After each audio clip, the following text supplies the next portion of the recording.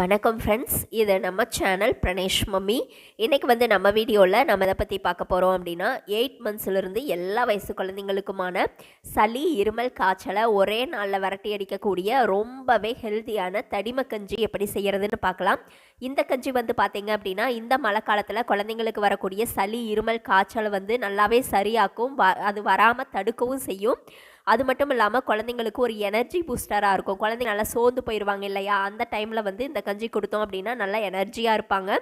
இந்த கஞ்சி எப்படி செய்கிறதுன்னு பார்க்குறதுக்கு முன்னாடி இந்த வீடியோக்கு லைக் பண்ணிட்டீங்க அப்படின்னா உங்களை மாதிரி இன்னும் நிறைய மம்மிஸ்க்கு இந்த வீடியோ யூஸ்ஃபுல்லாக இருக்கும்.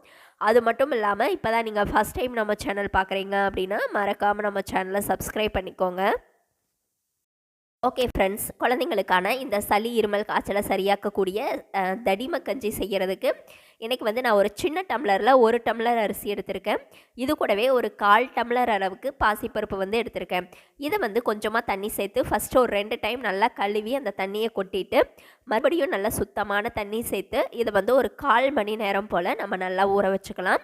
பாசிப்பருப்பு ஒரு 2லேருந்து 3 ஸ்பூன் அளவுக்கு சேர்த்துக்கிட்டால் போதும், நிறைய வேண்டாம். இப்போது ஒரு குக்கரில் நம்ம ஊற வச்சுருந்த இந்த அரிசி, பருப்பு 2யும் வந்து ஒரு குக்கரில் சேர்த்துக்கலாம். ப்ளஸ் இது கூடவே வந்து பார்த்திங்க அப்படின்னா நான் ஒரு 4 சாம்பார் வெங்காயம் வந்து உரித்து வச்சுருக்கேன். இந்த தடிம கஞ்சிக்கு முக்கியமான பொருளே சாம்பார் வெங்காயமும் பூண்டும் தான். ஏன்னா இது 2மே ஒரு பெஸ்ட் இம்யூனிட்டி பூஸ்டர். அந்த ஏதாவது பாக்டீரியல் இன்ஃபெக்ஷன் இருந்தால் கூட நமக்கு நல்லா சரி பண்ணி கொடுக்கும். அதுக்காக 4 பல் பூண்டு, 4 சாம்பார் வெங்காயமும் சேர்த்துட்டு இது கூட பார்த்திங்க அப்படின்னா கொஞ்சமாக சால்ட்டும் சேர்த்துட்டு 1க்கு 5, அதாவது 1 டம்ளர் அரிசி எடுத்தோம் அப்படின்னா நம்ம 5 டம்ளர் தண்ணி வந்து வைக்கணும். வச்சு ஒரு 8லேருந்து 9 விசில் வச்சு எடுத்துக்கலாம். குக்கரில் விசில் வர்றதுக்குள்ளே ஒரு மிக்சி ஜாரில் 1/4 ஸ்பூன் அளவுக்கு மிளகு, அதுக்கப்புறம் 1/4 ஸ்பூன் அளவுக்கு ஜீரகம் வந்து சேர்த்துட்டு இதை நல்லா கொரகொரப்பான பவுடராக அரைச்சி எடுத்துகிட்டு வந்துடுங்க. காரத்துக்கு தகுந்த மாதிரி நீங்கள் மிளகு வந்து சேர்த்துக்கலாம். இப்போ பார்த்தீங்கன்னா நான் வந்து ஒரு 9 விசில் வச்சு எடுத்திருக்கேன். இந்த கஞ்சி நல்லா தளன்னு எந்த அளவுக்கு நல்லா கொதிச்சு வந்திருக்கு பாருங்கள். அரிசி, பருப்பு எல்லாமே நல்லா சாஃப்டாக வந்திருக்கு. இப்போ பார்த்தீங்க அப்படின்னா ஒரு மேஷர் வச்சு இதை நல்லா மசிச்சு விட்டுறலாம். ஏன்னா பெரியவங்களுக்கு அப்படின்னா நம்ம கரண்டிலேயே மசிச்சு விட்டால் போதும். குழந்தைங்களுக்கு அப்படிங்கும்போது நல்லா சாஃப்டாக இருக்கணும், ஸ்பூனில் எடுத்து ஊட்டி விடணும் இல்லையா, அதனால் இந்த மாதிரி ஒரு மேஷரை வச்சு நல்லா மசிச்சு விட்டுருங்க. இந்த கஞ்சியை நல்லா மசித்த பின்னாடி நம்ம அரைச்சி எடுத்து வச்சுருக்கோம் இல்லையா மிளகு, சீரகத்தூள், அதை வந்து இது கூட சேர்த்துட்டு மறுபடியும் கரண்டியை வச்சு நல்லா கலந்து விட்டுட்டு ஒரு 3 நிமிஷம் இந்த சீரகம், மிளகுத்தூள் வந்து நல்லா கொதிச்சு வரட்டும். அதுக்கப்புறம் நம்ம ஸ்டவ் ஆஃப் பண்ணிக்க வேண்டியது தான். தடிம கஞ்சியில் வந்து பார்த்தீங்க அப்படின்னா ஃபைனலாக கொஞ்சமாக முருங்கை இலை வந்து சேர்ப்பாங்க.